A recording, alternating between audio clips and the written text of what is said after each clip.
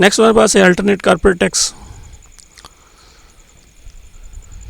Alternate corporate tax जैसा कि आपको पता है कि ये अकाउंटिंग इनकम के ऊपर लगता है, और अकाउंटिंग इनकम से मुराद यहाँ पे ये है कि जो फाइनेंशियल स्टेटमेंट्स के अंदर आपका अकाउंटिंग प्रॉफिट होता है बिफोर टैक्सेशन, उसके ऊपर ये चार्ज किया जाता है। लेकिन उन्होंने यहाँ पे कुछ एक्सक्लूजन दी हैं कि जब भी आप उस इनकम को कंसिडर करें तो उसमें से ये एडजस्टमेंट करें। अगर आपकी कोई एग्जाम्प्ट इनकम है उसको भी उसमें से आप लेस करेंगे। अगर आपकी कोई इनकम जो है वो subject to the tax credit है 65D, 65E या 100C, तो उसको भी आपने यहाँ से मिन्हा करना है।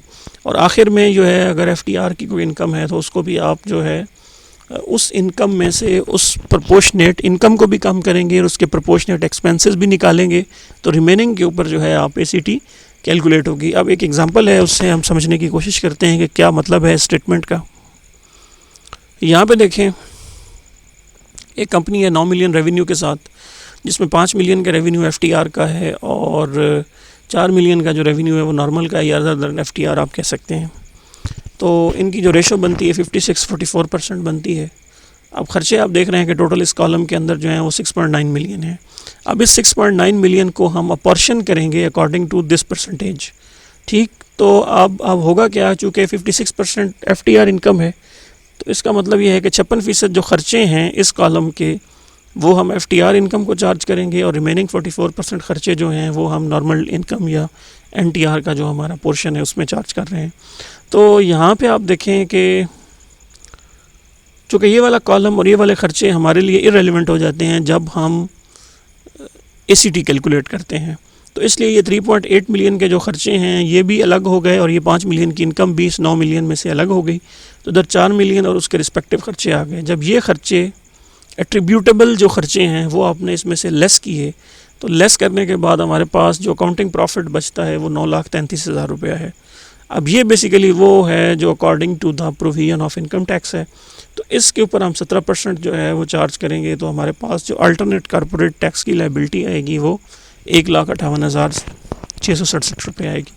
तो इस तरीके से आपने जो है वो अपॉर्शन करने एक्सपेंसेस, FTR की इनकम और एक्सपेंसेस को अलग करना है, और सिर्फ जो NTR का पोर्शन होगा या अदर देन FTR का पोर्शन और एक्सपेंसेस होंगे उनको वर्कआउट करना है। उनको वर्कआउट करने के बाद अकाउंटिंग प्रॉफिट और देन उसके बाद आपने कॉर्पोरेट लायबिलिटी कैलकुलेट करनी है।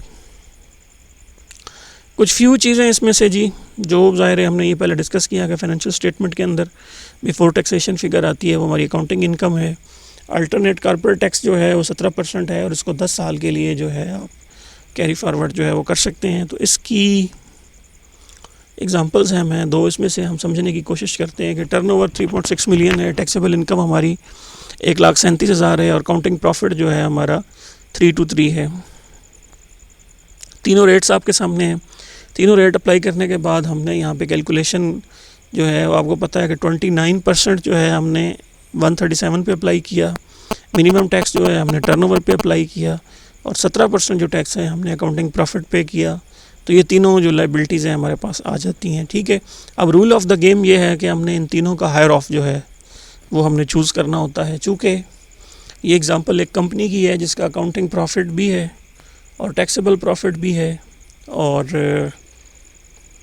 टैक्सेबल इनकम भी है, टर्नओवर भी है। तो उन तीनों का हम कंपैरिजन करेंगे। इन तीनों में जो सबसे बड़ी अमाउंट होगी वो आप देख रहे हैं कि ACT की अमाउंट है, वही हमारा टैक्स जो है वो चार्जेबल, ये tax payable for the year, यानी कि ये 55,000 रुपये। हम 40,000 पे नहीं करेंगे, हम 45 पे नहीं करेंगे, हम इस साल 55,000 रुपया पे करेंगे। तो ये 55,000 रुपये आ गया। अब चूँकि ये 55,000 जो है हमारी बेस लायबिलिटी जो है, जो बेसिकली हमारी इनकम के ऊपर 29% पे कैलकुलेट हुई, ये वाली फिगर इससे 15,000 रुपये ज़्यादा है, तो इसलिए ये 15,000 रुपया जो है कैरी फॉरवर्ड होगा एज एन ACT। अब आते हैं अगला साल। तो अगले साल में ये हमारे पास फिगर्स हैं, उसी तरह ही फिगर्स हमने कंप्यूट की हैं। तो यहाँ पे अब हम तीनों फिगर्स में से 70, 54 और 55 में कंपेयर करेंगे। जो हायर है वो हमारी बेस लायबिलिटी है, जो नॉर्मल लायबिलिटी है, ये हमारा टैक्स चार्जेबल बन गया। इस चार्जेबल में से जो पिछले साल आपने ACT एक्सेस पे की हुई थी वो हम लेस करेंगे, तो 55,000 रुपये की हमारे पास नीचे नेट लायबिलिटी आ जाए, नेट पेएबल जो है वो टैक्स जो है वो चार्जेबल या पेएबल बन जाएगा। तो ये तरीका है जिस तरीके से हम इन तीनों इनकम्स को कैलकुलेट करते हैं, फिर उस पे तीनों टैक्स कैलकुलेट होते हैं, फिर उनका कंपैरिजन होता है, फिर हायर ऑफ जो है वो पेएबल बन जाता है।